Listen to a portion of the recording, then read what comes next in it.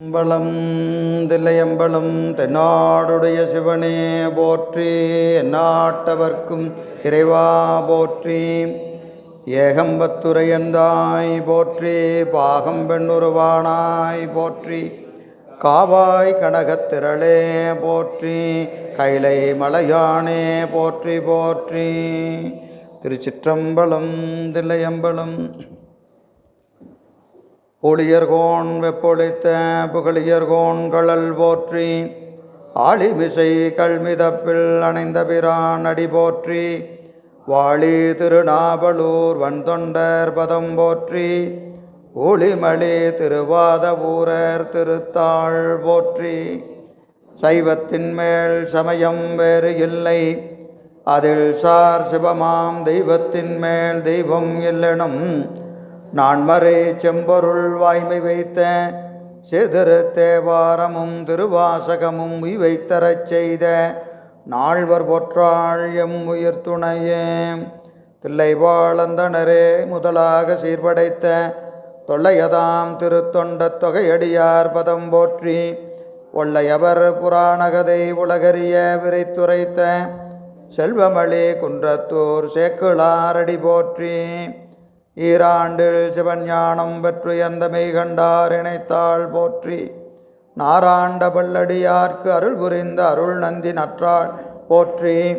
நீராண்ட கலந்தை நகர் மறைஞான சம்பந்தர் நிழல்தாள் போற்றி, சீராண்ட தில்லை நகர் உமாபதியார் செம்பதுமத்திருத்தாள் போற்றி போற்றி. திருச்சிற்றம்பலம் தில்லையம்பலம்.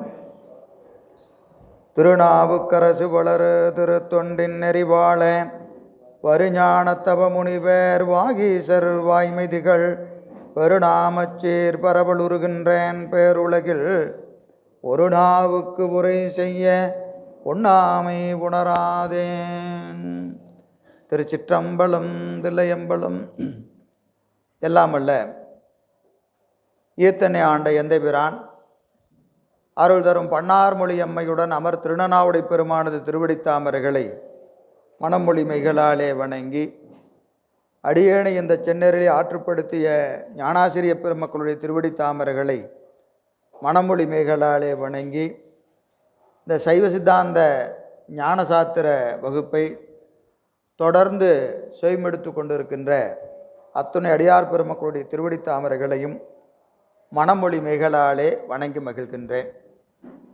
திருவருளும் குருவருளும் கூட்டிய நிலையிலே நாம் கடந்த வகுப்பில் சைவ சித்தாந்தத்தினுடைய மணிமகுடமாக போற்றக்கூடிய சிவஞான போதத்தினுடைய முதல் பகுதி சிறப்பு பாயிரத்தை சிந்தித்து நிறைவு செய்திருக்கிறோம். சிறப்பு பாயிரம் நமக்கு மலர்தலை உலகில் மாயிருள் துமிய பலர்புகழ் ஞாயிறு படரின் அல்லதை காண்டல் செல்லா கண்போல் ஈண்டிய பெரும்பெயர் கடவுளில் கண்டு கண்ணுருள் தீர்ந்து அருந்துயர் குரம்பையில் ஆன்மா நாடி மயர்வர நந்திமுனிகண தளித்த உயர் சிவஞான போதம் உரைத்தோன் பெண்ணை புனல் சூழ் வெண்ணை சுவேதனன் பொய்கண்டகன்ற மெய்கண்ட தேவன் பவ நனி வன்பகை கடந்த தவறடி புனைந்த தலைமையோனே என்று சொல்லக்கூடிய நிலையிலே நாம் கடந்த வகுப்பில் சிறப்பு பாயிரத்தை நிறைவு செய்திருக்கிறோம். அடுத்ததாக இன்று மங்கள வாழ்த்து முதலாகிய பகுதிகளை நாம் இன்று சிந்திக்க இருக்கிறோம். இதை நமக்கு மாதவ சிவஞான முனிவர் இந்த மங்கள வாழ்த்தை அறிமுகம் செய்கிற போது ஒரு குறிப்பு தருகிறார். அது என்ன அப்படின்னு பார்த்தீங்கன்னா, காமிகம் முதலாகிய சைவ ஆகமங்களுள் ஞானபாத பொருளின் இகழறுத்து அவற்றின் பொருள் உண்மையை போதித்ததற்கு, அதாவது ஆகமங்கள் எத்தனை? 28 என்று சொல்லப்படுகிறது. அதில் ரௌரக ஆகமம் என்று ஒரு ஆகமம் இருக்கிறது. காமிகம் முதலாக 28 ஆகமங்கள் எதை சொல்லுகிறது என்று சொன்னால் சரியை, கிரியை, யோகம், ஞானம். ஆகமங்களில் சரியை சொல்லக்கூடிய ஆகமங்கள் உண்டு, கிரியை சொல்லக்கூடிய ஆகமங்கள் உண்டு, யோகத்தை சொல்லக்கூடிய ஆகமங்கள் உண்டு, ஞானத்தை சொல்லக்கூடிய ஆகமங்கள் உண்டு. அவற்றில் பெரும்பாலும் ஆகமங்கள் ஞானபாதத்தை விதந்து பேசும். ஆகமங்களில் சிறப்பாக கையாளப்படுவது எது? ஞானபாதம். அப்படி இந்த ஞானபாதங்களை நாம் படிக்கிற போது அதிலே நமக்கு பல்வேறு வகையான ஐயங்கள் எழுவது இயல்பு. மயக்கம், ஐயம் எழுவது இயல்பு. அதனால் இந்த சிவஞான போதத்தை நம்முடைய ஆசிரியப் பெருமகனார் மெய்கண்டார் செய்வதற்கு காரணம் என்ன, ஏன் செஞ்சாருங்கிறத சொல்கிறார். காமிகம் முதலிய சைவ ஆகமங்களுள், காமிகம் முதலாக சொல்லப்படுகிற 28 ஆகமங்களிலே சொல்லப்படுகிற ஞானபாதம், ஞானபாதத்தின் பொருளை இகழறுத்து, இகழறுத்துன்னு அதுங்க குற்றங்கள் நீக்கி. இப்போ அதில் படிக்கிற போது நமக்கு என்ன வரும்? நிறைய சந்தேகம் வரும். இதில் ஏன் இப்படி சொல்லியிருக்கிறாங்க, அதில் ஏன் அப்படி சொல்லியிருக்கிறாங்க, இதுலேயும் அதுலேயும் சொல்லியிருக்கிறதுக்கு ஏதோ முரண்பாடு இருப்பது போல தோன்றுகிறதே என்று பல ஐயங்கள் இயல்பாகவே யாருக்கு தோன்றும்? படிக்கிற மாணவர்களுக்கு தோன்றும். அப்போ அந்த ஐயங்களை நீக்குவதற்காக இகழறுத்து பொருள் உண்மையை போதித்தற்கு, பொருள் உண்மையை போதித்தற்கு. பொருள் உண்மை என்பது என்னங்க? பொருள் என்னது? சைவ சித்தாந்தம் சொல்லக்கூடிய பொருள் எத்தனை? பதி, பசு, பாசம். பதியினுடைய இயல்பு, பசுவினுடைய இயல்பு, பாசத்தினுடைய இயல்பு ஆகிய பொருள்களின் உண்மையை போதித்தற்கு, ஆன்மாக்களுக்கு விளக்குதல் பொருட்டு ரௌரவ ஆகமத்தில் எழுந்த சிவஞான போதம். மாதவ சிவஞான முனிவர் ஒரு கொள்கை கொண்டிருக்கிறார். ஏற்கனவே முதல் வகுப்பிலே உங்களுக்கு சொன்னேன். இந்த சிவஞான போதம் வடமொழியினுடைய மொழிபெயர்ப்பு என்பது சிவஞான முனிவருடைய கொள்கை. இது வடமொழியா முதல் தமிழ் நூலா என்பது ஆராய்ச்சிக்குரியது, சரிங்களா? ஆனால் சிவஞான முனிவர் கொள்கை என்னது? வடமொழியில் ரௌரவ ஆகமம் என்று சொல்லக்கூடிய ஆகமத்தில் இருக்கக்கூடிய சிவஞான போதத்தை நம்முடைய மெய்கண்ட தேவநாயனார் தமிழிலே மொழிபெயர்த்தார் என்பது முனிவருடைய கொள்கை. அதனால் அவர் எழுதுகிறாரு, ரௌரக ஆகமத்தில் எழுந்த சிவஞான போத நூலினை தமிழ் உலகம், தமிழ் உலகம் உய்தற் பொருட்டு. இந்த நூல் எதற்காக கொடுத்துருக்கிறாருங்க? தமிழ் உலகம் உய்வு பெற வேண்டும், ஞானபாத பொருளை விளங்க வேண்டும், ஞானபாதத்தின் வழி நின்று இறைவன் திருவடியை அடைய வேண்டும் என்கின்ற திருக்கண் நோக்கம், கருணையின் காரணமாக மெய்கண்ட தேவநாயனார் இந்த நூலை நமக்கு அருளி இருக்கிறார் என்று சொல்லுகிறார். எனவே தமிழ் உலகம் உய்தல் பொருட்டு எடுத்துக்கொண்ட ஆசிரியர், எடுத்துக்கொண்ட ஆசிரியர், நூலாசிரியர் யார்? மெய்கண்டார். அதை என்ன செய்கிறாரு? எடுத்துக்கொண்ட ஆசிரியர் சாக்கிரத்தே அதீதத்தை புரியும் தமக்கு இடையூறு சிறிதும் அணுகாமை அறிந்தாராயினும். இது முதல் பாட்டு. என்னது? மங்கள வாழ்த்து. மங்கள வாழ்த்தில் யாரை வணங்குறாரு? விநாயகப் பெருமானை வணங்குறார். விநாயகப் பெருமானை வணங்குகிறார். இப்போ விநாயகப் பெருமானை யார் வணங்கணும்? ஒரு கேள்வி. விநாயகப் பெருமானை யார் வணங்கணும்? யார் வணங்கணும்? எல்லாரும் வணங்கணும். எதுக்கு வணங்கணும்? எடுத்துக்கொண்ட காரியம் இடையூறு இன்றி நிறைவு பெறும் பொருட்டு விநாயகப் பெருமானை வணங்கணும். எடுத்துக்கொண்ட காரியம் விக்னேஸ்வரன், விக்னங்களை இல்லையாக செய்பவன். ஒரு காரியத்தை தொடங்கினா நமக்கு ஏதோ ஒரு வினை வயத்தால் அதில் நமக்கு என்ன வரும்? இடையூறு வரும். அப்போ இடையூறு வராமல் இருக்கணும்னா ஒரு காரியத்தை துவங்கும்போது என்ன செய்யணும்? மூத்த பிள்ளையார் என்று சொல்லக்கூடிய விநாயகப் பெருமானை வணங்கி அந்த காரியத்தை துவங்கணும். ஆனால் இந்த நூல் செய்கிறவர் யார்? மெய்கண்டார். அவருக்கு இடையூறு வருமா? நமக்கு வரும். சரி, மெய்கண்டாருக்கு இடையூறு வருமா? வராது. ஏன்னா அவர் சாக்கிரத்தே அதீதத்தை புரிந்தவர். என்ன சொல்றாரு? சாக்கிரத்தே அதீதத்தை புரிந்தவர்னு எழுதுறாரு. சாக்கிரத்தை அதீதத்தை புரியறதுன்னு என்னது? அந்த சொல்லுக்கு என்ன பொருள்? சாக்கிரத்தே அதீதத்தை புரிந்தவர். நாமளும் சாக்கிரத்தை அதீதத்தை புரிஞ்சவங்க தான். மெய்கண்டாரும் சாக்கிரத்தை அதீதத்தை புரிஞ்சவர் தான். என்ன வேறுபாடு? என்ன வேறுபாடு?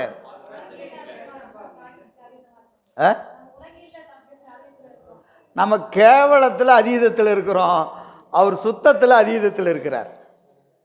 புரியுதா? ரெண்டும் அதீதம் தான். முன்னாடி இருக்கிற அடை தான் வித்தியாசம். நம்மளாம் என்ன அதீதத்தில் இருக்கிறோம்? கேவலத்தில் அதீதம். சாக்கரம், சொப்பனம், சுளுத்தி, துரியம், துரியாதீதம். இங்கிருந்து எங்கே போகுது? சாக்கரம், சொப்பனம், சுளுத்தி, துரியம், துரியாதீதம். அப்போ நாமெல்லாம் யாரு? சாக்கரத்தே அதீதத்தை புரிந்தவர்கள் தான். என்ன சாக்கரம்னு கேட்டால் கேவல சாக்கரம். என்ன சாக்கரம்? கேவல சாக்கரம். அவர்கள் நின்றது சுத்த சாக்கரம். நின்மல துரியாதீதம். மெய்கண்டார் நின்றது நின்மல துரியாதீதம். அப்போ அப்படி நின்மல துரியாதீத அவத்தை என்பது என்னதுங்க? பெருமானோடு இரண்டரை கலந்து நிற்கிற நிலை. இந்த ஆன்மா சுத்த நிலையில் அதீதத்தில் எங்கே நிற்கும்? பெருமானோடு அப்படி கலந்து நிற்கும். நீயும் நானுமாய் ஏகபோகமாய் நிற்கும். அப்படி நிற்கிறவர் யாரு? மெய்கண்டார். அப்போ அவருக்கு இடையூறு வருமா? வராது. அவருக்கு இடையூறே வராது. ஆனாலும் அவர் விநாயகப் பெருமானை வணங்குறார். விநாயகப் பெருமானை வணங்குறார். அதான் சொல்றாரு, சாக்கிரத்தை அதீதத்தை புரியும் தமக்கு இடையூறு சிறிதும் அணுகாமை அறிந்தாராயினும். அவருக்கு தெரியும் விநாயகரை வணங்கித்தான் ஒரு வேலையை செய்ய வேண்டிய அவசியம் யாருக்கு கிடையாது? மெய்கண்டாருக்கு தேவையில்லை. ஆனாலும் அவர் என்ன செய்கிறாரு? விநாயகரை வணங்குறார். ஏன் வணங்குறாரு? ஏன் வணங்குறாருன்னா அதுக்கு மாதவ சிவஞான முனிவர் அதுக்கு என்ன செய்கிறார்? காரணம் சொல்கிறார். என்ன காரணம்? ஆன்றோர் ஆச்சாரம் பாதுகாத்தற் பொருட்டு. ஆன்றோர் ஆச்சாரம் பாதுகாத்தல் பொருட்டு ஒரு காலங்காலமாக ஒரு மரபு இருக்கிறது. அந்த மரபை பெரியவர்கள் என்ன செய்யணும்? பின்பற்ற வேண்டும். பின்பற்றினால்தான் அவருக்கு பின்னாடி வரவங்க என்ன செய்வாங்க? அதை பின்பற்றுவாங்க. இவருக்கு அந்த மரபை பேணலைன்னா பின்னாடி வந்தவங்க அவரே வணங்கலைங்க, நான் அவரை பின்பற்றி வருகிறேன், நானும் வணங்கலைன்றுவாங்க. அப்போ இந்த விநாயகர் வழிபாடு என்பது என்ன ஆகிட்டு போயிடும்? காலங்காலம் ஆகிற போது அவை அப்படியே இல்லாமல் போயிடும். இப்போ மரபை பேணுதல் சான்றோருக்குரிய ஒழுக்கத்திலே ஒன்று. அதனால் என்ன செய்கிறாரு? விநாயகப் பெருமானை வணங்க. சான்றோருடைய ஆன்றோர் ஆச்சாரம் பாதுகாத்தல் பொருட்டும். ரெண்டாவது, தனக்கு இடையூறு வராது. சரி, படிக்கிற மாணவருக்கு வருமா வராதா? நமக்கெல்லாம் வருமா வராதா? 100% வரும் இல்லையா? சித்தாந்த வகுப்பு கிளம்பும் போது தான் வருதா இல்லையா? கிளம்பும் போது வருது, வந்ததுக்கப்புறமும் வருது இல்லைங்களா? அப்போ இடையூறு வராமல் நூல் கேட்கணுன்னா முதல்ல என்ன செய்யணும்? விநாயகப் பெருமானே, இந்த நூல் சிந்திக்கிற காலத்தில் வினை வளையத்தால் எனக்கு என்ன வரக்கூடாது? அகத்திலும் புறத்திலும் இடர்பாடு வராது காக்க வேண்டும். என்ன இடர்பாடு எங்கே வரும்? வெளியே இருந்து வரும், நமக்குள்ளேயும் இருக்குது. நம்ம சொல்கிறோமா, உனக்கு வினை வேறு எங்கேயும் வேண்டாயா அப்படின்னு சொல்கிறோமா இல்லையா? நமக்கு நாமே என்ன செய்கிறோம்? வினையாக இருக்கிறோம், ஏன்னா செய்து வைத்திருக்கிறோம். அதனால் அதுதான் வரும். எனவே மாணாக்கருக்கு அறிவுறுத்தும் பொருட்டும் என்ன செய்கிறாரு? விநாயகரை வணங்குறார். விநாயகரை வணங்குகிறார் என்று முதற்கண் இடையூறு நீக்குதற்கு உரிய கடவுளை வாழ்த்துதலாகிய மங்கள வாழ்த்து. இடையூறு நீக்குகிற கடவுள் யாரு? விநாயகப் பெருமான். அவரை வணங்குகிற மங்கள வாழ்த்து என்று சொல்லுகிறார். பாடல் பாருங்க. கல்லால் நிழல் மலைவில்லார் அருளிய பொல்லார் இணைமலர் நல்லார் புனைவரே.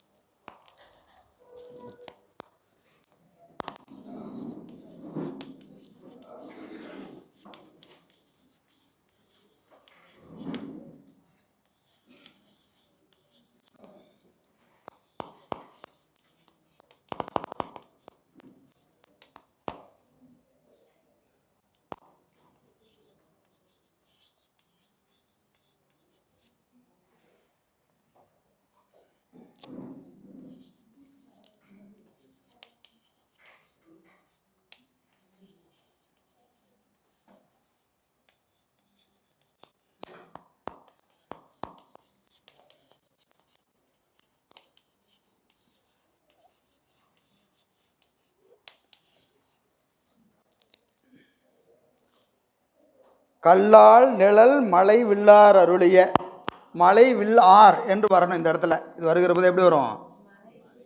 மலை வில்லார் என்று வரும். சேர்த்து எழுதியிருக்கேன் நான், சரிங்களா? கல்லால் நிழல் மலை வில்லார் அருளிய பொல்லார் இணைமலர் நல்லார் புனைவரே. கல் ஆள், கல்லால் என்னது? ஆலமரம், கல்லால மரம், கல்லால மரம் இல்லைங்களா? தென்முகப்பரமன் துதி என்னது? கல்லாலின் புடையமர்ந்து நான்மறை ஆரங்க முதற் கற்ற கேள்வி வல்லார்கள்.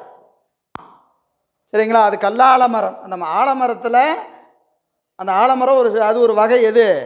கல்லால மரம். கல்லால மரம். கல் ஆள், கல்லால் நிழல் அதன் அடியிலே, கல்லால மரத்தினுடைய நிழலிலே, கல்லால மரத்தினுடைய நிழலிலே என்ன செய்தார்? மலை வில்லார், மலை வில்லார், மலையை வில்லாக வளைத்தவர்.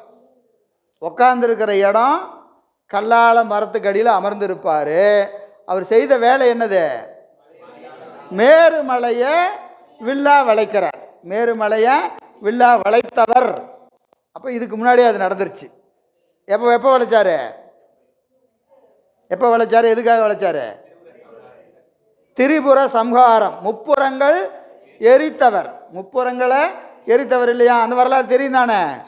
திரிபுர சம்ஹார வரலாறு தெரியுமா தெரியாதா? ஈரம்பு கண்டிலர் ஏகம்பர் தம்கையில் ஓரம்பே முப்புறம் முந்தி பெற ஒன்றும் பெருமிகை. ஏகம்பர், அவருக்கு பேர் என்னது? ஏகம்பர். அவர் கையில் என்ன வச்சிருந்தாரு? இரு அம்பு வச்சிருந்தார். இங்கே ஒன்று சொறி வச்சிருந்தார், ஒன்று கையில் வச்சிருந்தார். சரிங்களா? அதை ஒன்று என்ன செஞ்சார்? அப்படியே வளைந்தது வில்லு, விளைந்தது பூசல், உழைந்தன முப்புறம் என்று உந்தி பெற. பூசல் எப்போ வந்துச்சு? Time of instant. பூசல் வளைஞ்சது எப்போ வந்துச்சு? வில்ல இப்படி இழுத்தார், வந்துருச்சு, பூசல் வந்துருச்சு. அது வரைக்கும் எல்லாம் பேசாமல் இருந்தான். இதெல்லாம் சாத்திரங்களாகட்டும் தோத்திரங்களாகட்டும், இதெல்லாமே ஒவ்வொரு புராணத்திற்கு பின்பாக அவற்றினால் உணர்த்தப்படுகிற தத்துவ ஞானம் ஒன்று இருக்கிறது. எல்லா புராணத்துக்கு பின்னாடி என்ன இருக்குது? ஒரு தத்துவ ஞானம் இருக்கிறது. இப்போ திரிபுரந்தாதிகள், இரும்பு மலை, இரும்பு கோட்டை, வெள்ளிக்கோட்டை, தங்கக்கோட்டை, மூணு ஒரு கணம் பல யுகங்களுக்கு ஒரு முறை அவன் என்ன செய்யும்? ஒரு நேர்கோட்டில் நிற்கும். அப்போ தான் அவங்கள என்ன செய்ய முடியும்? அழிக்க முடியும். வரம் வாங்கி இருக்கிறான். இப்போ வரம் வாங்கணும்னு சொன்னோன்னே அந்த நேரம் வந்துச்சு. பெருமான் என்ன செஞ்சார்? ஒரு பூமியை தேராக்கி, சூரிய சந்திரனை சக்கரமாக்கி, அப்புறம் மேருமலையை வில்லாக்கி, திருமாலை அங்கே அந்த வில்லுக்கு முனையாக்கி, அக்னியை வில்லாக்கி, இப்படி ஒவ்வொன்றையும் ஒவ்வொன்று ஆக்குறாரு. தேரோட்டி யார்? பிரமதேவன். வேதங்கள்லாம் எனது குதிரை. இப்படி ஒவ்வொன்றும் ஆயிடுச்சு. இப்போ என்ன செய்ய போகிறாரு? அந்த திரிபுரத்தை எரிக்கிற கணம் வருது. வெற்றி பெறுகிற தருணம். என்ன வருது? காரியம் முடிகிற நேரம். வெளில அப்படியே இழுத்துட்டார். உடனே இவனுக்கெல்லாம் என்ன வந்துருச்சு? நான் மட்டும் இல்லைன்னா, நான் மட்டும் இல்லைன்னா சிவபெருமானால திரிபுரத்தை எரிக்க முடியுமா? நான் மட்டும் வில்லா இல்லைனா, நான் மட்டும் நானா இல்லைனா, நான் மட்டும் சக்கரமா இல்லைனா, நான் மட்டும் தேரா இல்லைனா அப்படின்னு எல்லாத்துக்கும் என்ன வந்துருச்சு? ஆணவ மலம் வேலை செய்யுது. ஆணவ மலம் வேலை செய்யுது. எல்லாரும் சேர்ந்து ஒரு காரியம் செய்வோம். காரியம் ஆரம்பிக்கும் போது நமக்குள்ள என்ன வராது? எந்த ஈகோவும் இருக்காது. அம்மா எல்லாம் ஒன்றா சேர்ந்து செய்வோன்னு ஆரம்பிப்போம். அந்த வேலை முடிஞ்சு அந்த வெற்றி அப்படின்னு ஒன்று வந்தோடனே அந்த வெற்றி கிரீடத்தை தூக்கி யார் தலையில் வைக்கிறது? எல்லாத்துக்கும் கிரீடம் வைக்க முடியாது இல்லையா? வெற்றி என்கிற மகுடத்தை யாருக்கு வைக்க முடியும்? யாரோ ஒரு ஆளுக்கு வைக்கணும். அப்போ தான் வரும் பிரச்சனை. அது வரைக்கும் எல்லாரும் என்னது? ஒன்றா இருப்பான். அந்த வெற்றி வாகை சோடுகிற நேரம் வருகிற போது எனக்கு நானும் தான் வேலை செஞ்சேன், என் பேரை சொல்லவே இல்லை, நானும் தான் அதை செஞ்சேன், என் பேரை சொல்லவே இல்லை, நான் மட்டும் அந்த வேலையை செய்யலைனா இந்த கிடச்சிருக்குமா? நான் எத்தனை நாள் கஷ்டப்பட்டேன் தெரியுமா? எப்படியெல்லாம் கஷ்டப்பட்டேன் தெரியுமா என்கின்ற எண்ணம் யாருக்கு வரும்? எல்லாருக்கும் வரும். எல்லாருக்கும் வரும். அவதான் சொன்னாரு, வளைந்தது வில்லு, என்னாச்சு? விளைந்தது பூசம். வில்லு வளையிற வரைக்கும் ஒருத்தரும் சத்தம் போடல. வில்ல வளைச்ச உடனே ஆளாளுக்கு என்ன ஆரம்பிச்சிட்டான்? நான் தான் நான் தான். அப்போ என்ன செய்தாருங்க? ஈரம்பு கண்டிலர் ஏகம்பர் தங்கையில் ஓரம்பே முப்புறம் உந்தி பெற. அப்போ என்ன செஞ்சார்? விட்டாத்தாயா நீ காரணம், இந்த அம்பை விட்டாதான் நீ காரணம். நான் பாரு அப்படியே வச்சுட்டேன். இழுத்த வில்ல என்ன செய்யலை? விடவே இல்லை. சிரித்தார்.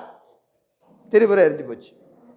திரிபுரம் எரிஞ்சு போச்சு. அப்போது திருவருள் ஒன்றே செய்யும்.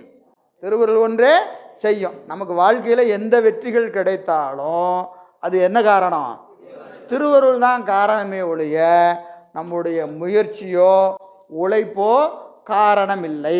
சரி, அப்போ உழைக்காமல் விட்டுறலாமா? முயற்சி செய்யாமல் விட்டுறலாமா அப்படின்னு கேட்டால், முயற்சிப்பதும் திருவருள் தான், உழைக்க வைப்பதும் திருவருள் தான். யாராருக்கெல்லாம் அந்த புண்ணியம் இருக்குதோ அவர்களையெல்லாம் பெருமான் என்ன செய்வான்? அவர்களையெல்லாம் தேர்வு செய்து அவர்களை அந்த பணியில் ஈடுபடுத்தி அந்த புண்ணியத்தையும் அவர் நம்ம கை கொடுத்துருவார். தேர்வு செஞ்சது அவர், வேலை செய்ய வைக்கிறது அவர், எல்லாத்தையும் செஞ்சுட்டு புண்ணியத்தை என்ன செஞ்சிருவார்? நம்ம கையில் கொடுத்துருவார். நம்ம கையில் கொடுத்துருவார். அப்போது அது திருவருள் என்று நினைக்கிற நினைப்பு நமக்கு வரணும். வந்துட்டால் நம்ம என்ன செய்யலாம்? என்ன செய்யலாம்? அந்த பணியை தொடர்ந்து செய்யலாம். பணியை தொடர்ந்து செய்யலாம். இல்லைன்னா என்ன செய்ய முடியாது? அந்த பணி நமக்கு கிடைக்காது. நேரம் முடிஞ்சோன்னே என்ன செஞ்சுருவாங்க? ரொம்ப நன்றி, இது வரைக்கும் பணி செஞ்சதுக்கு ரொம்ப நன்றி, இதான் இவர் பணி செய்ய விரும்புகிறாரு அப்படின்னு நம்மளை தூக்கி இப்படி ஓரமாக உட்கார வச்சுட்டு இன்னொரு கொண்டு வந்து உட்கார வச்சுருவார். ஆனால் பணி என்ன ஆகும்? அது பாடு நடந்துகிட்ருக்கோம். நாம் இருந்தாலும் இல்லைனாலும் பணி என்ன ஆகிட்டுருக்கோம்? நடந்து கொண்டே இருக்கும். அது நமக்கு வாய்ப்புக்கு நம்ம கைவிட்டு போயிடும். சரிங்களா? அதான் இங்கே. எனவே அந்த மலையை வில்லாக வளைத்தவர் அருளிய அருளிய இங்கே கல்லால மரத்தின் அடியிலே மேரு மலையை வில்லாக வளைத்த பெருமான் அருள் செய்தார். என்னங்கய்யா? சிவஞான போதத்தில் முதல் நூற்பா, இப்போ நம்ம அடுத்து அதானே படிக்க போகிறோம். அதில் இந்த கேள்வி இருக்குது. இப்போது திருமால் இருக்கிறாரு, பிரம்மா இருக்கிறாரு. இப்போ இவங்களையெல்லாம் பெருமான் என்ன செய்கிறாரு? என்ன செய்கிறாரு? அதித்திட்டு நின்று, திருமாலை அதித்திட்டு நின்று, பிரமனை அதித்திட்டு நின்று உலகத்தில் பெருமான் என்ன செய்கிறாரு? ஐந்தொழில் செய்கிறார். ஐந்தொழில் செய்கிறார். இப்போ அந்த இடத்துல முனிவர் ஒரு கேள்வி கேட்குறார். இதே கேள்வி தான் கேட்குறார். என்ன கேள்வி? எதுக்குங்க அவரை போய் அதித்திட்டு நின்று அந்த வேலை செய்யணும்? என்ன செய்யலாம்? நேராக செய்யலாம்ல. அவரே நேராக செய்யாமல் இவன் அருவியில் போய் நின்றுக்கிட்டு செய்ய சொல்லணும். அவன் கொஞ்ச நேரம் செஞ்சுட்டு என்ன சொல்லுவான், நான் தான் செஞ்சம்மா. செஞ்சுட்டு என்ன சொல்லுவான், நான் தான் செய்வான். அப்புறம் அவனுக்கு என்ன செய்யணும், ஒரு கொட்டு வைக்கணும். அவனுக்கு ஒரு கொட்டு வச்சு, டேய் நீ செய்யலை, அட ஆமாம் நான் தான் செய்யலையாட்டுக்குது அப்படின்னு 2வது செய்வான். இப்போ 10 தடவை சொல்லிட்டு செஞ்சுட்டு சொன்னவன் ஒரு கொட்டு வாங்கணும்னு என்ன செய்வான், ஒரு 30 தடவை செஞ்சுட்டு திருப்பி சொல்லுவான். முதல் 10 தடவை சொல்லிட்டு செஞ்சுட்டு சொன்னவன் ஒரு கொட்டு வாங்கணும்னு என்ன செய்வான், அப்படியெல்லாம் சொல்லக்கூடாது அப்படின்னு அவனுக்கு எது வரைக்கும் தாங்கும், ஒரு 30 தடவை தாங்கும். திருப்பி 30 தடவை ஆனவொன்னு என்ன வந்துடும், அப்படிதான் செஞ்சாரு இருந்தாலும் அப்படிமா. சரியா, அப்புறம் என்ன தெரியும், திருப்பி ஒரு கொட்டு வைப்பார்.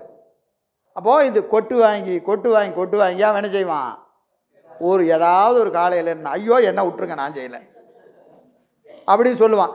இவ்வளோ கஷ்டம் எதுக்கு, என்ன செய்யலாம், அவரே செய்யலாமா இல்லையா, ஏன் செய்யலை, ஏன் செய்யலை, முதல் நூற்பாவில் காண்க. சரியா, இந்த கேள்வியை மறக்காமல் நீங்கள் எனக்கு கேட்கணும். முதல் நூற்பால 3வது அதிகரணம். கேள்வி மறக்காமல் கேட்பீங்களா, பதில் நான் சொல்லிடுறேன். கேள்வி என்ன செய்யணும், மறக்காமல் கேட்கணும். இந்த கேள்விக்கு பதிலே அங்கே இருக்குது, அங்கே பார்ப்போம். சரியா, ரைட்.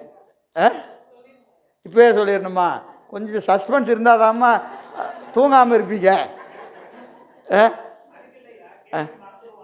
அதுதான் மறக்காதீங்கன்னு சொல்கிறோம், அதைத்தான் நாங்கள் சொல்கிறோம், மறக்காமல் கேளுங்க அப்படின்னு சொல்கிறோம்.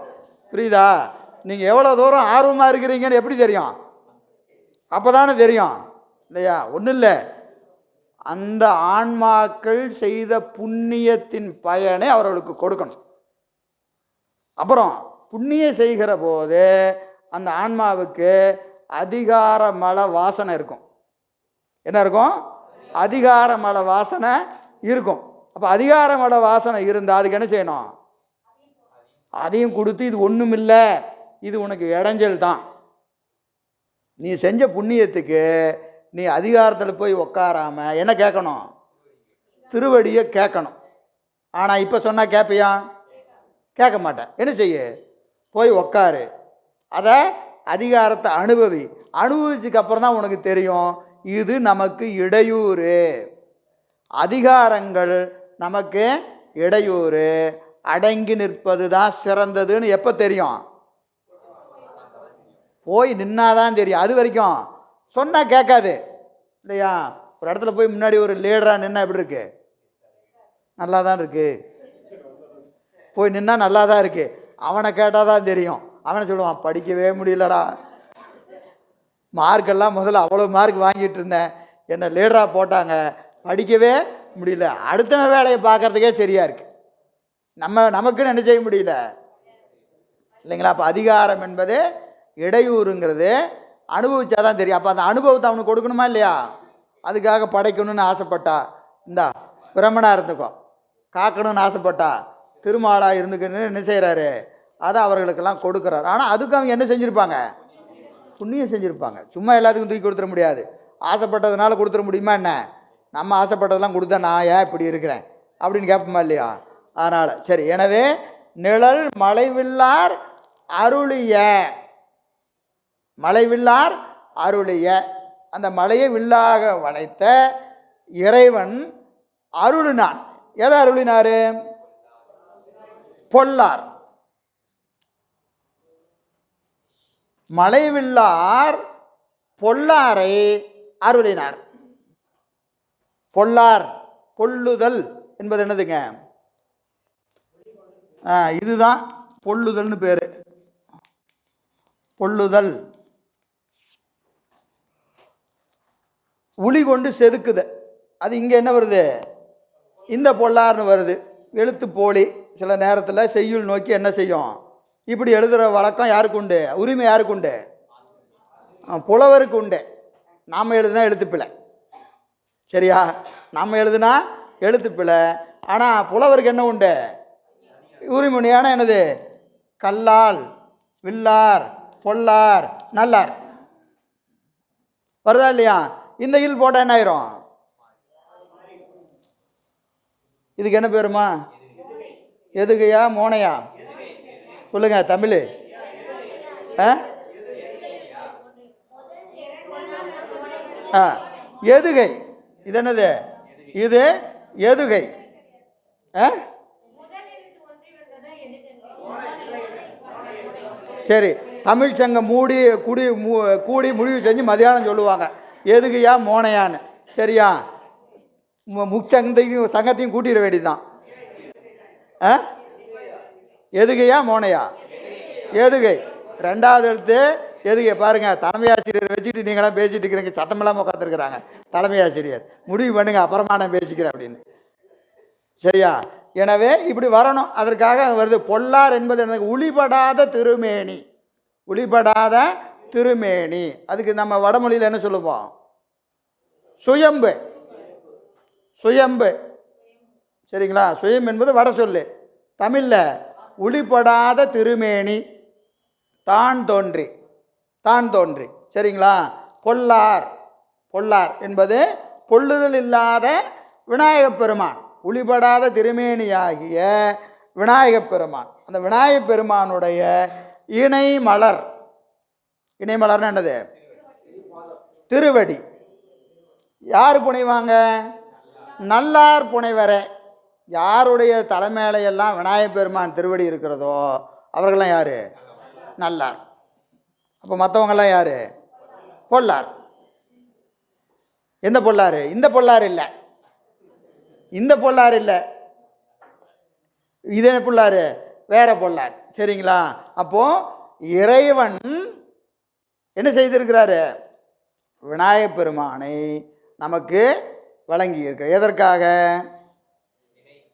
எதற்காக? நல்லார்கள் புனைதற் பொருட்டு. நல்லார்கள் விநாயகப் பெருமானுடைய திருவடியை தலைமையில வச்சுக்கிறதுக்காக விநாயகப் பெருமானை நமக்கு கொடுத்திருக்கிறார். கொடுத்து இருக்கிறார். இது பொதுவான செய்தி. இது கொஞ்சம் நுட்பமாக பார்க்கணும். சரி, இது மங்கள வாழ்த்து. என்னதுங்க? மங்கள வாழ்த்து. மங்கள வாழ்த்து என்பது 3 வகையாக பொருள்படும். மங்கள வாழ்த்து 3 வகையாக பொருள். ஒன்று வாழ்த்து, இன்னொன்று வணக்கம், மற்றொன்று பொருள் இயல்பு உரைத்தல். வாழ்த்து, வணக்கம், பொருள் இயல்பு உரைத்தல்.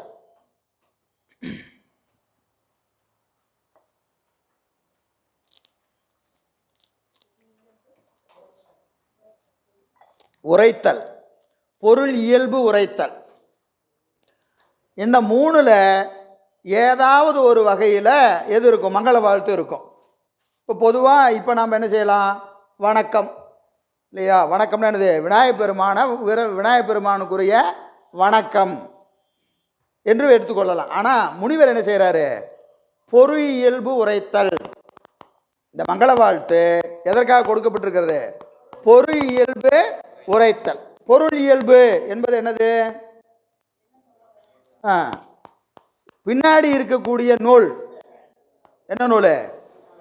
சிவஞான போதம். சிவஞான போதத்தின் பொருளை உரைப்பதற்காக இந்த மங்கள வாழ்த்து கொடுக்கப்பட்டிருக்கிறது. மங்கள வாழ்த்துல என்ன எதை பார்க்கணும்? என்ன பொருள்? சிவஞான போத பொருளை மங்கள வாழ்த்துல பார்க்கணும். சிவஞான போதத்தில் என்ன சொல்லியிருக்கு அப்படிங்கிறத என்ன செய்யணும்? இதில் பார்க்கணும். அப்போ 3 வகையான மங்கள வாழ்த்து உண்டு. வாழ்த்து, வணக்கம், பொருள் இயல்பு உரைத்தல். இங்கே இந்த மங்கள வாழ்த்து பொருள் இயல்பு உரைத்தலுக்காக கொடுக்கப்பட்டது என்று சொல்லுகிறார். வாழ்த்தும் தான், வணக்கமும் தான். ஆனால் அதை விட சிறந்தது என்னது? பொருள் இயல்பு உரைத்தல். பொருள் இயல்பு உரைத்தல். சரி, எனவே இந்த பொருள் இயல்பு என்னன்னா சிவஞான போதத்தின் செய்தியை இதில் பார்க்கணும். இதில் பார்க்கணும். எப்படி பார்க்கறது அப்படின்னா, முதல்ல கல்லால் நிழல். கல்லால் நிழல் எங்கிருந்து சாமி சொன்னார்? ஆலமரத்தடியிலிருந்து சொன்னார். ஆலமரத்தடியிலிருந்து சொன்னார். அப்போ இது என்னது? ஆலமரத்தடியிலிருந்து இவர் என்ன சொன்னார்? என்ன செஞ்சார்? ஆகமத்தை உபதேசம் பண்ணார். இப்போ இந்த நூல் வந்த மரபு போன வகுப்பில் பார்த்தோமா இல்லையா? இறைவன் என்ன செய்கிறாரு? நந்தியம்பெருமானுக்கு உபதேசம் செய்ய. நந்தியம்பெருமான் சனகாதி முனிவர், சனத்குமார், சத்தியஞான தரிசனிகள் என்று வரிசையாக வருதா இல்லையா? நூல் மரபு. அப்போது நூல் மரபு எங்கிருந்து துவங்குகிறது? கல்லால் நிழல், கல்லால மரத்தின் அடியிலிருந்து இந்த நூல் துவங்குகிறது. எனவே இடத்தை குறித்தார். முதல்ல என்ன சொல்லணும்? நூல் சொல்லப்பட்ட இடம் தெரியணும். சொன்ன இடம் எது? கல்லால மரம் என்று அதை இடத்தை குறித்தார். ரெண்டாவது என்ன செய்கிறாரு? அங்கிருந்து என்ன சொன்னார், என்ன செஞ்சார்? என்ன சொன்னார், என்ன செஞ்சார்? மழை வில்லார். என்ன செஞ்சார்? மழையை வில்லா வளைச்சாரு அப்படியும் சொல்லலாம். இன்னொன்று என்னது? மலைவு இல்லார். மலைவு இல்லார். மலைவு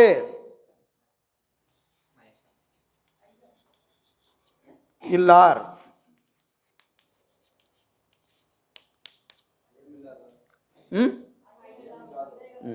ஐயம் இல்லாதது, மயக்கம் இல்லாதது. நூலை படிக்கும் போது நமக்கு என்ன வரும்? மயக்கம், ஐயம் நிறைய வரும்.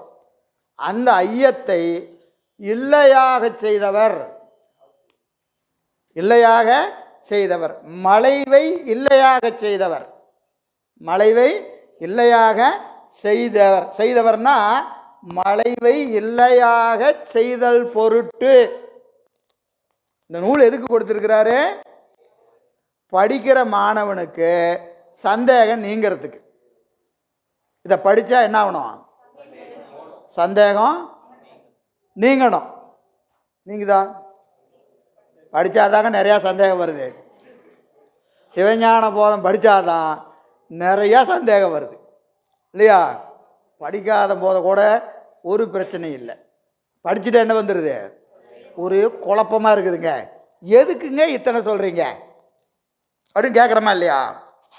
அப்போது இது மலைவை தருவதா, மலைவை நீக்குவதா? ஆனால் இப்படி சொல்லியிருக்கிறாரு, மலைவு இல்லான்னு சொல்லியிருக்கிறார். படித்தா நமக்கு என்னது? சந்தேகம் நீங்கணுமா இல்லையா? நீங்கள் தான் நீங்களையா? முதல்ல பொது காட்சி, ஐயக்காட்சி, திரிபு காட்சி, தெளிவு காட்சி. காட்சி 4 வகைப்படும். முதல்ல என்ன காட்சி?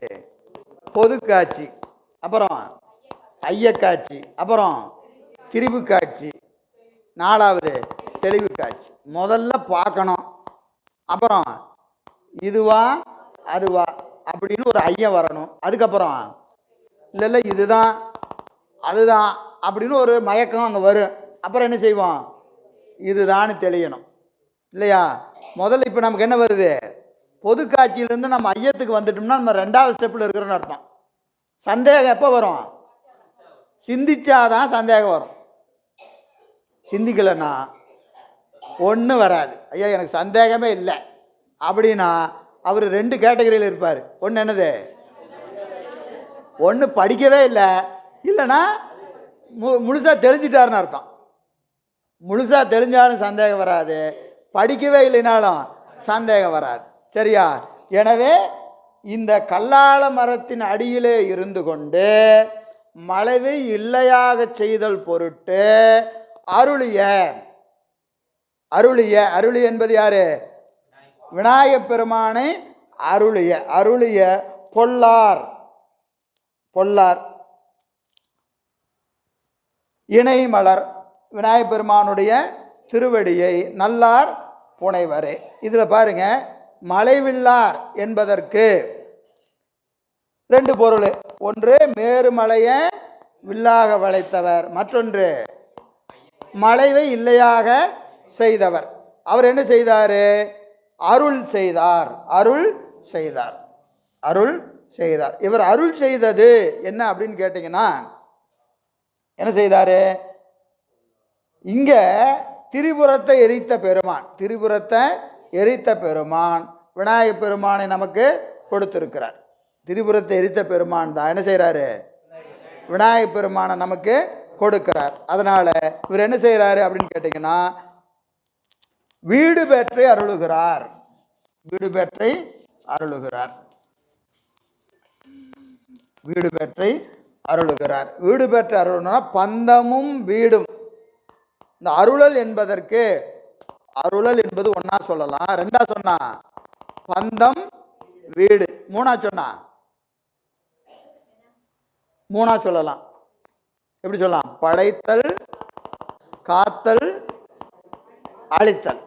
முத்தொழிலா சொல்லலாம். ஐந்தொழிலா சொன்னா படைத்தல் காத்தல் அழித்தல் மறைத்தல் அருளல். ஒன்னா சொன்னா வீடு பேருன்னு சொல்லலாம். ரெண்டா சொன்னா பந்தமும் வீடும். மூணா சொன்னா படைத்தல் காத்தல் அழித்தல். அஞ்சா சொன்னா படைத்தல் காத்தல் அழித்தல் மறைத்தல் அருளல். எப்படி சொன்னீங்கன்னாலும் எல்லாம் என்னது? அருளலே. பார்த்திடின் எல்லாம் அருளே. அவர் படைச்சான அருள் தான், காத்தான அருள் தான், மறைத்தாள் அருள் தான், அருளினாலும் அருள் தான். இறைவன் எது செய்தாலும் அது என்னது? அருளல் தான். நம்ம அடிக்கடி ஒரு ரூல் சொல்லுவோமே, என்னது? The boss is always correct. The boss is always correct. பெருமான் என்ன செஞ்சாலும் அருள் தான். அவர் இன்பத்தை கொடுத்தாலும் அருள் தான், துன்பத்தை கொடுத்தாலும் அருள் தான். ஆனால் அது துன்பத்தை கொடுக்கிற போது அது அருள் என்று பார்க்கிற பக்குவம் நமக்கு இருக்கணும். இல்லைன்னா பக்குவம் வர வரைக்கும் அது நமக்கு துன்பமாக தெரியும். அப்போ இறைவன் என்ன செய்தாலும் என்னது? அருளலை. எனவே ஐந்தொழில் செய்கிற பெருமான், ஐந்தொழில் செய்கிற பெருமான் என்ன செய்கிறாருங்க? விநாயகப் பெருமானை நமக்கு கொடுக்கிறார் என்று சொல்கிறார். இதில் ஒரு 2 இலக்கணம் சொல்கிறாரு முனிவர். இந்த இடத்துல 2 இலக்கணம் சொல்கிறார். இணைமலர், இணைமலர். இதுக்கு 2 இலக்கணம் சொல்கிறாரு. சும்மா சொல்லி வைக்கிறேன், புரிஞ்சாலும் சரி புரியலனாலும் சரி.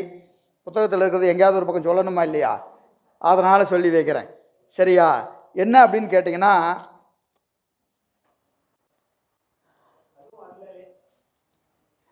பண்பு தொகை நிலைக்களத்து பிறந்த அன்மொழி தொகை. என்னென்னு எழுதுறாரு? பண்பு தொகை நிலைக்களத்து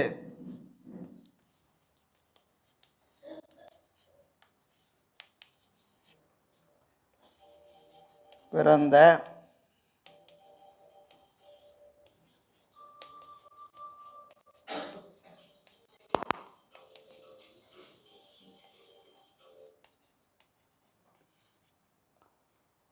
இப்படி ஒரு இலக்கணம் சொல்றார். எதுக்கு? இணைமலருக்கு. இணைமலர்னு சொன்னாவே புரிஞ்சிருச்சு. இதை ஏங்க எவ்வளோ குழப்புறீங்க அப்படின்னு கேட்குறது எனக்கு தெரியுது. சரியா?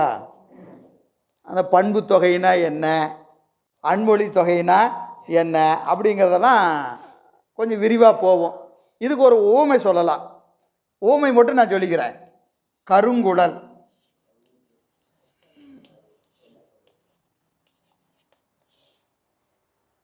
கருங்குழல் வெண்மையில் திருவாசகம் கச்சர நிமிர்ந்து கதிர்த்து முனை படித்து எதில் வருது? போற்றி திருவிழா. கருங்குழல் வெண்ணகை வருதா இல்லையா? கருங்குழல், கருங்குழல் செவ்வாய் வெண்ணகை கார்மையில் ஒருங்கிய சாதத்து உண்மதர்த்து அப்படின்னு வருதா இல்லையா திருவாசகத்தில்? இந்த கருங்குழல், கருங்குழல்னா என்னது? கருங்குழல்னா என்னது? பெண்ணை குறித்து நிற்கிறது. கருமையான குழலையுடைய பெண், கருமையான குழலையுடைய பெண். கருங்குழல் என்ற சொல்லு இங்க பெண் ஏதாவது இருக்கா? பெண் என்று எங்கேயாவது இருக்கா? ஆனால் இது யாரை குறிக்குது? பெண்ணை குறிக்குது. எப்படி குறிக்குதுன்னா இதான் இலக்கணம். பண்பு தொகை நிலைக்களத்து பிறந்த அன்மொழி தொகை. அன்மொழி தொகைன்னா என்னன்னு சொல்லணும், பண்பு தொகைன்னா என்னன்னு சொல்லணும். நான் அதுக்குள்ளெல்லாம் போகலை, உங்களை ரொம்பலாம் நான் டெஸ்ட் பண்ண விரும்பலை. ஏன்னா பின்னாடி நிறையா டெஸ்ட் இருக்குது, இன்றைக்கே நிறையா டெஸ்ட் இருக்குது. அதனால் அந்த டெஸ்ட் இப்போயே ஸ்டார்ட் பண்ண வேண்டாம். சரியா? அப்போது கருங்குழல் என்பது பெண்ணை குறிக்கிறது. கருமையாகிய நிறத்தையுடைய குழலையும் அந்த குழலையுடைய பெண்ணையும். இப்போ முதல்ல கருமை குழலுக்காகி குழல் யாருக்காகுது? பெண்ணுக்காகுது. அந்த என்னதுங்க, கருமையாகிய பெண் பண்பு தொகைன்னா என்னது? ஆகியங்கிற உருபு மறைஞ்சு நிற்கும். ஆகிய என்கிற சொல் இருக்காது. ஆனால் நீங்கள் வருவிச்சுக்கணும். கருமையாகிய குழல் அது யாரை குறிக்குது? அந்த குழலுடைய பெண்ணை குறிக்கிறது. பெண்ணை குறிக்கிறது. அதுபோல இணை மலர் என்பது இணையாகிய மலர், மலராகிய திருவடி. இணையாகிய மலரை குறித்து மலர் போன்ற திருவடியை குறித்து நிற்கிறது. இது ஒரு இலக்கணம். சரியா? புரியுதா புரியல? எழுதி வச்சுக்கங்க. இப்படி ஒரு இலக்கணம் இருக்கு. இப்படி ஒரு இலக்கணம் இருக்கிறது என்று வைத்துக் கொள்ளுங்க. ரெண்டாவது, இணைமலர் என்பதற்கு என்னது? இணையாகிய திருவடி. இணையாகிய திருவடி. இணை என்பது என்னதுங்க? பேர், போத்து, ஜோடி. பாதத்தை எப்பவுமே இணைன்னு தான் சொல்லணும். ஒரு செட்டுன்னு சொல்கிறோமா இல்லையா? சாப்பிடும்போது பூரி ஒரு செட்டு அப்படின்னு சொல்கிறோமா இல்லையா? அது என்னது? ரெண்டு வரும் எப்பவுமே, தனியாக வராது. ஒரு பூரி கூட இல்லைங்க, ஒரு செட்டு தாங்க சொல்கிறானா இல்லையா? அதான் இணை. சரியா? அதுதான். அப்போ திருவடி எப்படி இருக்கும்? இணையார் திருவடி. இணையார் திருவடி என் தலைமேல். இப்போ இணையார் திருவடிகள் அப்படியே சொல்றாரு. திருவடி என்பது என்னது? ஒன்று தான். ஆனால் திருவடிகள்னு சொல்றாரா? சொல்லலை. ஏன் சொல்லலை? இணைன்னு வந்துருச்சு. இணைனாவே ரெண்டு தான். அப்போ திருவடி எப்பவுமே எப்படி இருக்கும்? ரெண்டாக தான் இருக்கும். அது இணை மலர், இணையாகிய மலர் போன்ற திருவடி. இணையாகிய மலர் போன்ற திருவடி என்று சொல்லுகிறார். இது ரெண்டு இலக்கணம். இணை மலருக்கு ரெண்டு இலக்கணம். சரியா? சரி. அடுத்தது புனைவர். புனைவர் யார் புனைவாங்க? மலர் புனைந்தால் சொல்கிறோமா இல்லையா? மலர் புனைந்தால் எங்கே புரியணும்? தலையில். புனைதல் என்பதுக்கு என்னதுங்க? சூடுதல். அப்போ எங்கே இருக்கும் அது? தலையில். புனைவர்னு சொன்னாவே அது எங்கே புனையணும்? இப்போ திருவடி புனைவரேனா திருவடி எங்கே இருக்கணும்? தலை மேலே இருக்கணும். என் சென்னியிலும் சிரத்திலும் சொல்கிறோமா இல்லையா? சென்னியில்னா என்னது? தலை மேலே இருக்கணும். திருவடி, குருநாதர் திருவடி எங்கே இருக்கணும்? எப்பவுமே தலை மேலே இருக்கணும். வேற எங்கேயும் வைக்கக்கூடாது. அங்கே இங்கெல்லாம் வச்சுக்கூடாது. மணிவாசக பெருமான் எங்கேருந்து எடுத்துகிட்டு வர்றாரு? எங்கேருந்து எடுத்துகிட்டு வர்றாரு? எங்கேங்க எடுத்துகிட்டு வர்றாரு? எங்கேருந்து எடுத்துகிட்டு வர்றாரு? திருவடி எங்கேருந்து எடுத்துகிட்டு வர்றாரு? மணிவாசகர். ஏன் மறந்துட்டீங்க? எங்கே இருக்கிறன்னு மறந்துடுறீங்க? திருப்பெருந்துறையிலிருந்து எடுத்துகிட்டு வர்றாரு. எதை? திருவடி. எங்கே கொண்டு இறக்கி வச்சாரு? கழுக்குன்றத்தில். திருக்கழுக்குன்றத்தில் கொண்டு இறக்கி வைக்கிறார். குருநாதர் திருவடியை எங்கிருந்து? திருப்பெருந்துறையிலிருந்து எடுத்துகிட்டு வந்து கழுக்குன்றத்தில் தான் அந்த திருவடியை இறக்கி வைக்கிறார். புரியுதா? அது வரைக்கும் எங்கே வச்சிருக்கிறாரு? தலைமையிலேயே கொண்டு வர்றாரு அங்கிருந்து. சரியா? அப்போ குருநாதர் திருவடி எங்கே இருக்கணும்? தலைமையில இருக்கணும். சரி. எனவே அந்த வகையில் புனைதல் என்பது திருவடியை சூட்டுவர், சூடுவர், திருவடியை சூடுவர் என்பதை குறித்து நிற்கிறது. நல்லார். நல்லார் என்பதற்கு யார் நல்லார்னு எழுதுறார்? கேட்டு சிந்தித்து தெளிந்த நல்லார்னு எழுதுறார். கேட்டு சிந்தித்து தெளிந்தோரே நல்லார். அப்ப திருவடியை எப்போ தலை மேலே வரும்? கேட்டு சிந்தித்து தெளிஞ்சா திருவடி தானா தலைக்கு மேலே வந்துடும். முதல்ல கேட்கணும், கேட்டதை சிந்திக்கணும், சிந்தித்து தெளியணும். சரியா? கேட்டு மீள மீள கேட்டு, கேட்டுன்னு ஒரு தடவை சொன்னால் ஒரு தடவை கேட்டு இல்லை, என்ன செய்யணும்? திரும்ப திரும்ப கேட்கணும். சிந்தித்து தெளிகிற வரைக்கும் சிந்திக்கணும். தெளிகிற வரைக்கும் சிந்திக்கணும். தெளிந்துட்டா திருப்பி கேட்க வேண்டிய அவசியம் இல்லை. தெளிந்தா கேட்க வேண்டிய அவசியம் இல்லை. எனவே கேட்டு சிந்தித்து தெளிந்தார் எவரோ அவரே நல்லார் என்று கொடுக்கிறார். அப்போ முதல்ல கேட்கணும். சரி. அப்புறம் புனைதல் என்பதற்கு இதெல்லாம் ஒரு இலக்கணம் சொல்றார். புனைதல், புனைதல் என்பதற்கு தாடலை போல கூடுதல்னு எழுதுறார். தாடலை போல கூடுதல். தாடலைன்னா என்னது? ஏற்கனவே பலமுறை சொல்லியிருக்கிறோம். கால் கூட்டல் தலை, தாடலை இல்லையா? தாள் என்பது ஒரு பொருள், தலை என்பது ஒரு பொருள். இந்த ரெண்டு இப்போ என்ன ஆயிடுச்சு? ஒரு பொருள் ஆயிடுச்சு. ரெண்டு பொருள் ஒன்றாயிருச்சு. எது தலைன்னு தெரியாது, எது காடுன்னு தெரியாது. ரெண்டும் ஒரே பொருளாகுது. தாளும் தலையும். தாள் யாருடைய தாள்? தலை யாருடையது? நம்முடையது. சரியா? இப்போ இறைவன் திருவடி நம்ம தலையில் எப்படி இருக்கணும்? பொருந்தி இருக்கணும்.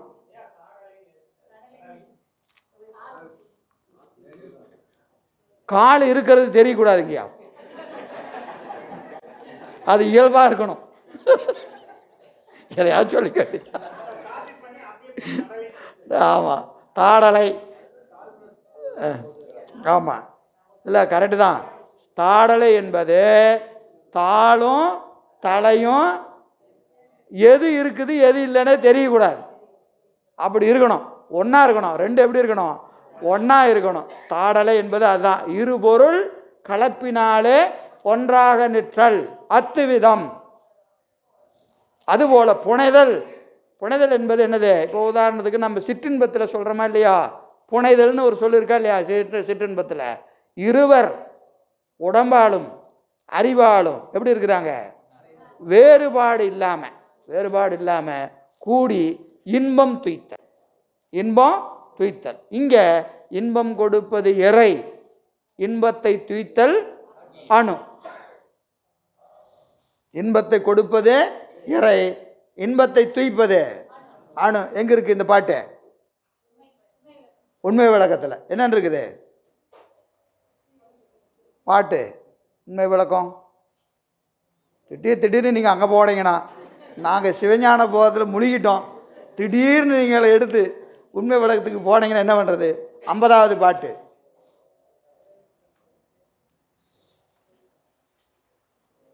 உண்மை விளக்கம். புத்தகத்தை வச்சிருந்தா தப்பிச்சுக்குவீங்க. புத்தகத்தை கையில் வச்சிருக்கணும். முத்திதனில் 3 முதல்ல மொழிய கேள், சுத்த அனுபோகத்தை துய்த்தல் அணு, மெத்தவே இன்பம் கொடுத்தல் இறை, இத்தை விளைவித்தல் மலம், அன்புடனே கண்டுகொள் அப்பா அப்படின்னு 50வது பாட்டு சொல்லுதா இல்லையா? அப்போ இந்த ஆன்மாவும் சிவமும் எப்படி இருக்கும்? புனைந்து நிற்கும். பிரிக்க முடியாமல் நிற்கணும். பிரிக்க முடியாமல் நிற்கும். யார்கிட்ட? நல்லாரிடத்து. நல்லார் யாரு? கேட்டு சிந்தித்து தெளிந்தா சிவன் அறிவில் எப்படி இருக்கும்? அப்படியே பிரிக்க முடியாமல் நிற்கும். கேட்காம சிந்திக்காம தெளியாமல் இருந்தா சிவன் எப்படி இருக்கும்? அது வேற, நாம வேற. பெருமான் வேறாகவும் ஆன்மா வேறாகவும் எது வரைக்கும் இருக்கும்? தெளிகிற வரைக்கும். தெளிஞ்சிட்டா நமக்கு பெருமான் எங்கே இருப்பார்? இங்கே இருப்பார் இல்லைங்களா? எனவே நல்லார் புனைவரே என்று சொல்லுகிறார். இது யாப்பு வஞ்சித்துறை. இந்த யாப்புக்கு என்ன பேர்? வஞ்சித்துறை என்று சொல்லுகிறார். சரி, இதுக்கு இப்போ என்ன செய்யணும்? பொருள் இயல்பு உரைக்கணுமா இல்லையா? பொருள் இயல்பு. பொருள் இயல்பு. சரி, பொருள் இயல்பு என்ன? 12 சொல் இருக்கு, 4 வரி இருக்கு, 2 வினை முடிவு இருக்கு. இந்த பாட்டில் 4 வரி, ஒவ்வொரு வரிக்கும் 3 சொல்லு. சரியா? 4 வரி இருக்கா இல்லையா? ஒவ்வொன்றும் எத்தனை சொல் இருக்கு? 3 சொல் இருக்கு. நம்ம 12. 12 சொற்கள் 12 நூற்பாவை குறிக்கும். சூத்திரத்தில் எத்தனை சூத்திரம் இருக்கு? 12. அதை காட்டுறதுக்கு எத்தனை சொல்லி வச்சிருக்கிறாரு? 12 சொல்லி வச்சிருக்கிறார். 12 சொற்கள் 12 நூற்பாக்களை குறித்து நிற்கிறது. இந்த சிவஞான போதத்தை இந்த நூலில் போய் இந்த மங்கள வாழ்த்தில் பார்க்கணும். அதுக்காக இப்போ விளக்கம் சொல்கிறாரு. என்ன செய்கிறாரு? 12 சொற்கள் சிவஞான போதத்தின் 12 நூற்பாக்களை குறித்து நிற்கிறது. 4 வரி. 4 இயல். 4 இயல் என்னென்ன இயல்? இது பிரமாணம், இலக்கணம், சாதனை, பயன். 4 வரியும் 4 இயலை குறிக்குது. 4 இயலை குறிக்கிறது.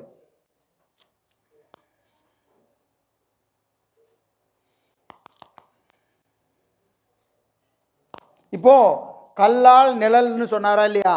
இது இடத்தை குறிக்குதுன்னு ஏற்கனவே சொன்னோம். இடம் குறிப்பதினாலே இது என்னது? பிரமாண இயல். இடத்தை குறிக்குது, அதனால இது என்னது? பிரமாண இயல். பிரமாண இயல். அடுத்தது வில்லார் அருளிய. வில்லார் என்பது அருளிய, அவர் என்ன செஞ்சாரு செயலை குறிக்குது. இது இடத்தை குறிக்குது, இது எதை குறிக்குது? செயலை குறிக்கிறது. செயலை குறிப்பதினாலே இது இலக்கணம். செயலை குறித்தானது இலக்கணம். 3வது இணை மலர், திருவடி குறிக்குது. திருவடியை குறிக்குது. திருவடி தான் என்னது? சாதனை. திருவடி தான் சாதனை. சரிங்களா? அப்போ சாதனைகளை குறிப்பது 3வது வரி. அடுத்தது நல்லார் புனைவர பயன். பயன் என்னது? விநாயகப் பெருமான வணங்கினா இறைவன் திருவடி நம்ம தலை மேலேயே இருக்குன்னு சொல்கிறாரா இல்லையா? அது என்னது? பயன் தானே. அப்போ இது என்ன இயல்? பயனியல். 4 வரினா 4 வரியும் எந்தெந்த வரி எதற்காக சொல்லியிருக்குன்னு ஒரு காரணம் சொல்கிறாரு. இடத்தை குறிப்பதினாலே பிரமாண இயல், செயலை குறிப்பதினாலே இலக்கண இயல், திருவடியை குறிப்பதினாலே சாதனை இயல், பயனை குறிப்பதினாலே பயனியல். பயனை குறிப்பதினாலே பயனியல். சரி, அடுத்தது 2 வினை எச்சம் இருக்கு. 2 வினை எச்சம். அருளிய, புனைவரே. வினை எச்சம். வினை எச்சம்னா இலக்கணத்தில் என்னது? வினை எச்சம் எஞ்சி நிற்கும். எஞ்சி நிற்கும், முடிஞ்சிருக்காது சொல்லு. அருளிய அப்படின்னா என்னது? அருளும் பொருட்டு அப்படின்னு செஞ்சுக்கணும். அப்போ அந்த வினை என்ன ஆகுது? எஞ்சி நிற்குதா இல்லையா? எஞ்சி நின்னானது வினையச்சம்னு பேர். ஏகாரத்தில் முடியும். வினை எஞ்சி நிற்கும். வினை எஞ்சி நிற்கும். இப்போ அருளிய என்பது ஒரு வினையச்சம், புனைவரே என்பது ஒரு வினையச்சம். 2 வினையச்சம் இருக்கு. 2 வினையச்சம் இருக்கிறது. எனவே இது 2 அதிகாரங்களை குறித்து நிற்கிறது. ஒரு அதிகாரம் என்னது? பொது அதிகாரம். இன்னொன்று சிறப்பு அதிகாரம்.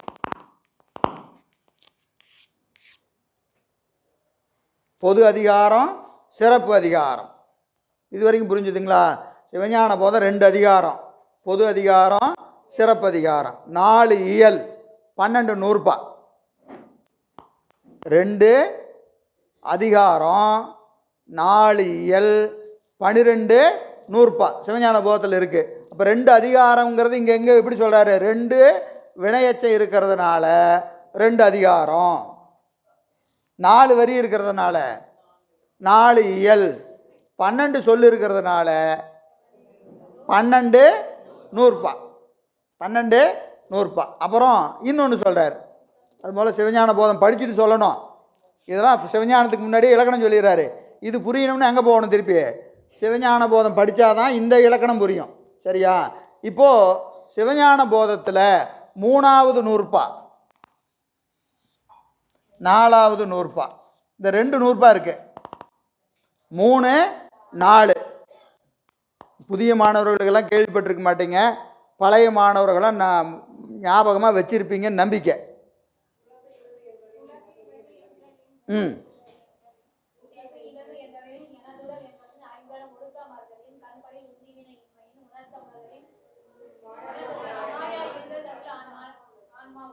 ஆன்மா உளது. இது 3வது நூற்பா. கருத்துரை. ஆன்ம பிரகாசம் உணர்த்துதல் நுதலிற்று. ஆன்ம பிரகாசம் உணர்த்துதல் நுதலிற்று. மூணாவது நூற்பாவினுடைய கருத்துரை ஆன்ம பிரகாசம்.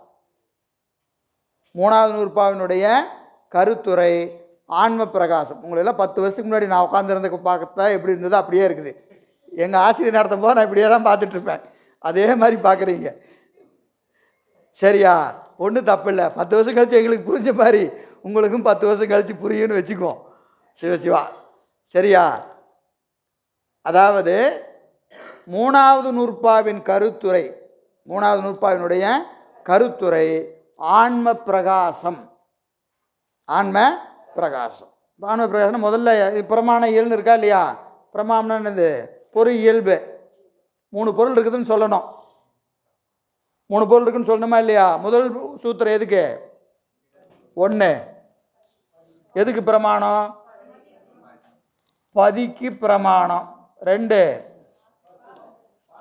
பாசத்துக்கு பிரமாணம்.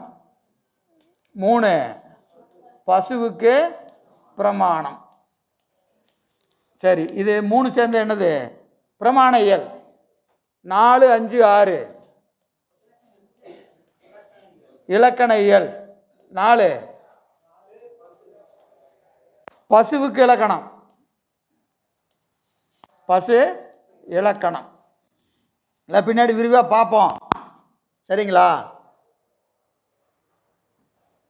முதல்ல பதிக்கு இலக்கணம், பதிக்கு பிரமாணம் சொல்கிறாரு. 2வது நூற்பால பாசத்துக்கு பிரமாணம் சொல்கிறாரு. 3வது நூற்பால பசுவுக்கு பிரமாணம் சொல்கிறார்.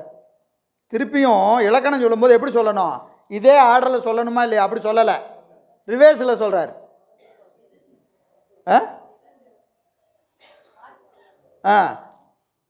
எதிர் நிரல் நிலைன்னு சொல்லுவோம் இலக்கணம். சரியா? முதல்ல சொன்ன பதிக்கு கடைசியாக இலக்கணம் சொல்கிறார். 2வது சொன்ன பாசத்துக்கு 5வது நூற்பால சொல்கிறார். 3ல் சொன்னதுக்கு 4க்கு சொல்கிறார். சரிங்களா? இந்த 2ஐயும் என்ன செய்கிறாரு? அடுத்தடுத்து சொல்கிறார். பசுவுக்கு பிரமாணமோ பசுவுக்கு இலக்கணமோ அடுத்தடுத்து சொல்கிறார். 3ல் பசுவுக்கு என்னது? 3ல் பசுவுக்கு பிரமாணம், 4ல் இலக்கணம். அடுத்தடுத்து சொல்கிறாரா இல்லையா? சொல்கிறார். சரி, அப்படியே அதுக்கு இப்போ நான் முன்னாடி சொன்ன பாருங்க, என்னது? கருத்துரை. கருத்துரை 3க்கு கருத்துரை என்ன சொல்லியிருக்கிறேன்? எல்லாத்துக்கிட்ட புத்தகம் இருக்கா இல்லையா? புத்தகத்தை திருப்பி பாருங்கள். நான் புத்தகத்தை பார்த்தீங்கன்னா தான் நான் சொல்கிறதுல கொஞ்சமாவது உள்ளே வருவீங்க. 3ல் 3வது நூற்பாவினுடைய கருத்துரை ஆன்ம பிரகாசம் உணர்த்துதல் நுதலிற்று இருக்கா? புத்தகத்தை திருப்புங்க. அப்போவாவது ஏதாவது ரியாக்ஷன் இருக்கா பார்க்குறேன். இருக்கா? ஆன்ம பிரகாசம் உணர்த்துதல் நுதலிற்றுன்னு இருக்கா இல்லையா? சரி, 4ல் பார்த்து சொல்லுங்க. இதுவும் அது. 4ல் இதுவும் அது, இதுவும் அது, இது அது, இது என்னது? 4ஆம் நூற்பா. அதுண்ணா 3ஆம் நூற்பா. சரியா?